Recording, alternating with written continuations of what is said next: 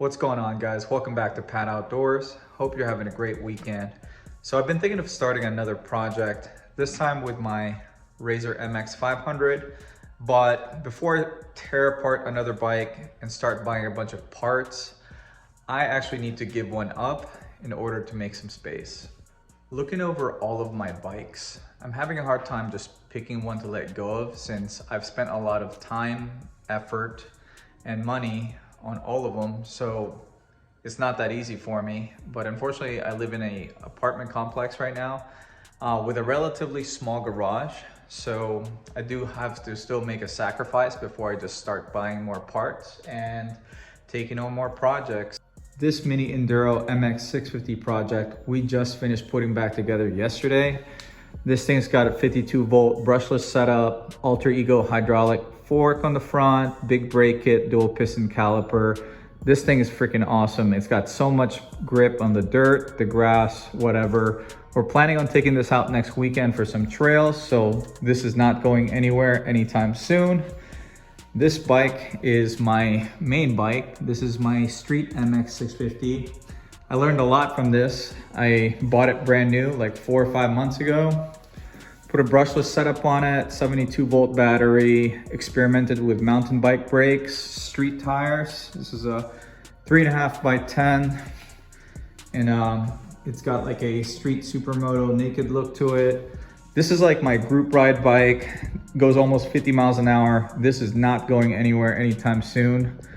And obviously my KLX is not even an option. That is sticking around for a long time.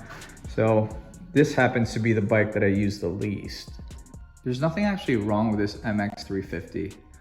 I think I just don't use it that often since it's a little small, so it's hard for me to ride. And I also happen to have other options that are a little bit more capable and better suited for me. I've decided that I'm going to be giving away this Razor MX350 to my riding buddy's daughter. The problem is she's 3 years old and this thing is modded to go 22 miles an hour. So today we're going to be detuning it, trying to slow it down and making it a little safer for this little girl.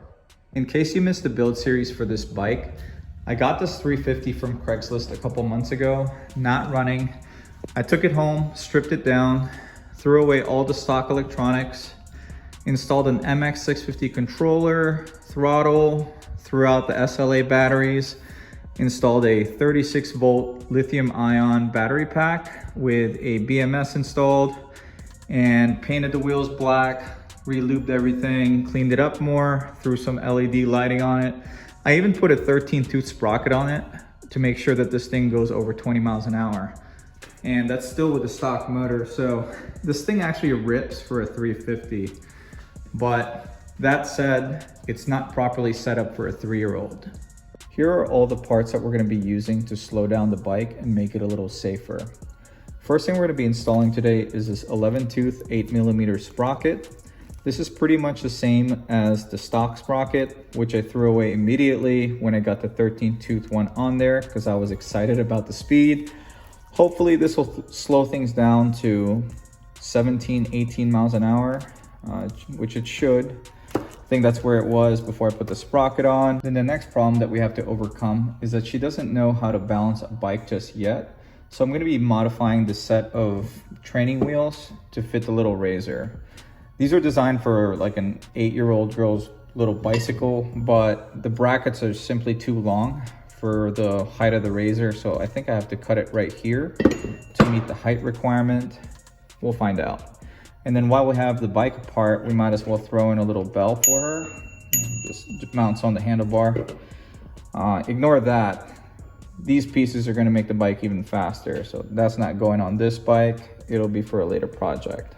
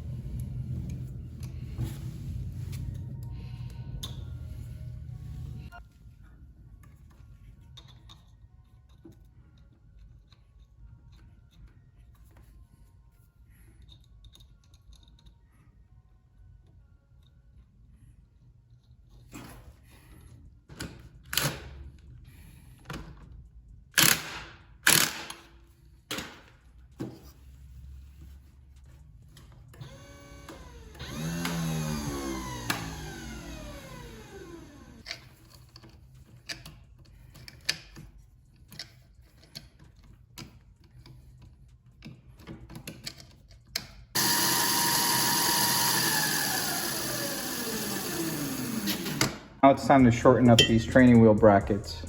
I should be able to just cut a line right here. I think that's going to give me the right length that I need.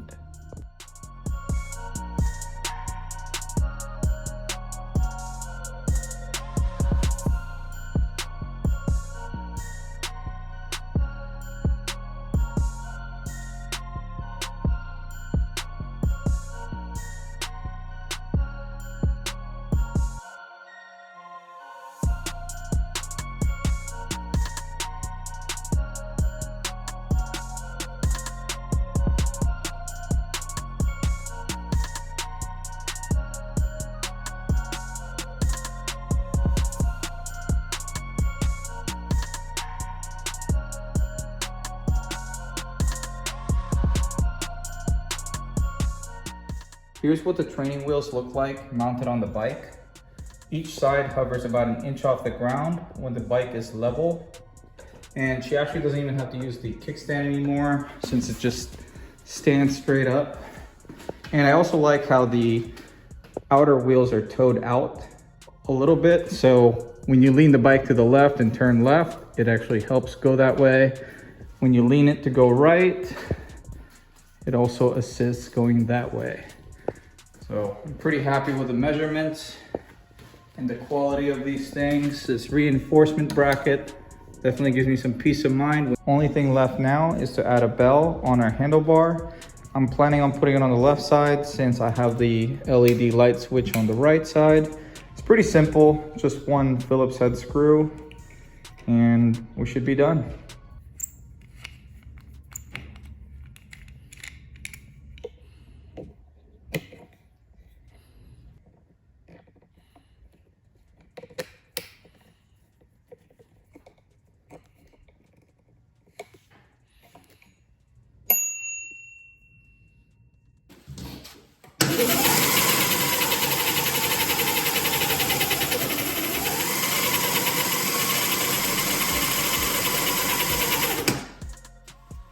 So will this MX350 still be able to do a burnout? Yes. Will it still go 17, 18 miles an hour? Maybe. But at least I know it leaves a lot of room for this little girl to grow into this bike. And I know she won't be getting bored of it for a couple years.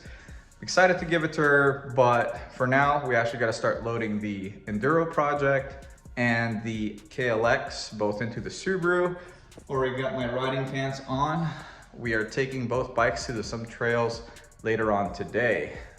Cutting it a little early because my wife decided that she's actually willing to learn how to ride dirt bikes. So I decided to take this opportunity to take out the Enduro MX650 to Peters Mill Gap, which is the same off-road trail that I took the KLX at like 2 weeks ago, just so we can see how capable it actually is on some real off-road trails. And this is also my wife's first time riding a motorcycle in general. And this one's a manual, so we'll see how that goes. She's never used a clutch or anything before on a bike. She's driven like my manual cars before, like a Turbo Miata and my BMW and whatever, but she's never used a hand clutch before. So this is gonna be interesting. We'll see how that goes. But if you enjoyed today's video, do me a favor and hit that like button.